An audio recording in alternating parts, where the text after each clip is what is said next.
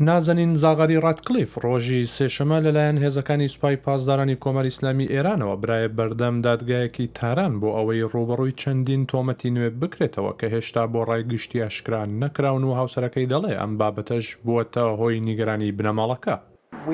ئێمە وەک کارتی فشار و لە بەردانەواندن بەکارهێنراین و خۆشم ڕوون بووم لەسەر ڕاستی ئەوەی بەبارم تەگیراوە. ڕاتکلیف باوەڕی وایە کە کۆمەری ئیسلامی هاوژینەکەی ئەو وەکو بارمتە بەکاردێنێت لەسەر ئەو قەرزە 520 ملیۆن دۆلاریەی محەممەد ڕزا پاڵەوی شای پێشووی ئێران ساڵی 1970 لە بڕی ڕێکەوتنی کڕینی تانکی شەڕکەر بە بەریتانیای دابوو لە لای خۆشیەوە. بریتانیا بەهۆی شۆڕشی گەلانی ئێران و لادانی شا لە دەسەڵات لە هەمان ساڵدا ڕێکەوتنەکەی جێبەجێ نەکرد.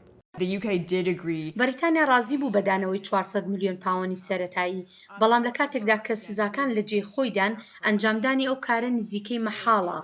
بریتانیا هەروەها نایەوێت کە بەندکردنی زاغەری ڕاتکلیف گرێ بدات بەو قەرزەوە. ئەوان نایانەوێت هاندەری ئەم جۆرە تاکتیک یان کردارانە بن کە لەوانەیە وا دەربکەوێت ئەوان بە جۆرێک پارە بۆ ئەنجامدانی شتێکەدەن. ئەمەش لە کاتێکدا ئێران هەتا ئێستا چەندین کەس کە ڕەگەزنامەی ئێران و وڵاتانی ڕۆژاواییان هەیە بە تۆمەتەکانی گومان لێکردن دەست بەسەر و بند کردووە، لەوانەش هاوڵاتیانی ئەمریکا، فەڕەنسا، کەنەدا و ئوسترالیا.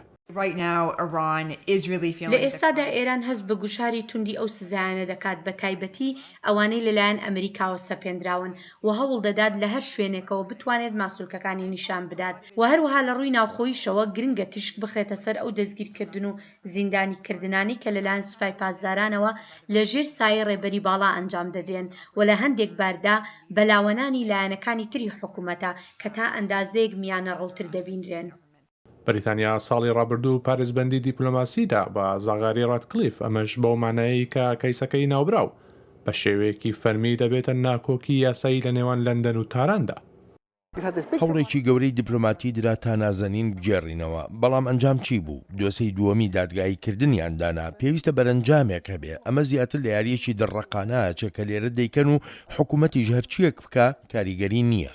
گابریێلای کچی نازەنین کە تەمەنی 6 ساڵە لە ئێستادا لەگەڵ باوکی لە شاری لەندەن دەژیت. ئەمەش لە کاتێکدایە کە زاغەری ڕاتکلیف لە مانگی 3 ئەم ساڵەوە لە کاتێکدا کاربەدەستانی ئێرانی هەوڵیاندا قەرەباڵغی نێو زیندانەکانی وڵاتە بەهۆی ڤایرۆسی کۆرۆناوە کەم بکەنەوە بە شێوەیەکی کاتی ئازاد کراوە. لە ئێستادا لە ماڵەکەی باوکی لە شاری تاران دەژیت و ناچار کراوە کەرەستەی چاودێری بە قاچەوە ببەستێت و چاوەڕێ دەکرێت دانیشتنی نوێی دادگایەکەی ڕۆژی یەکشەمە بەڕێوە بچێت.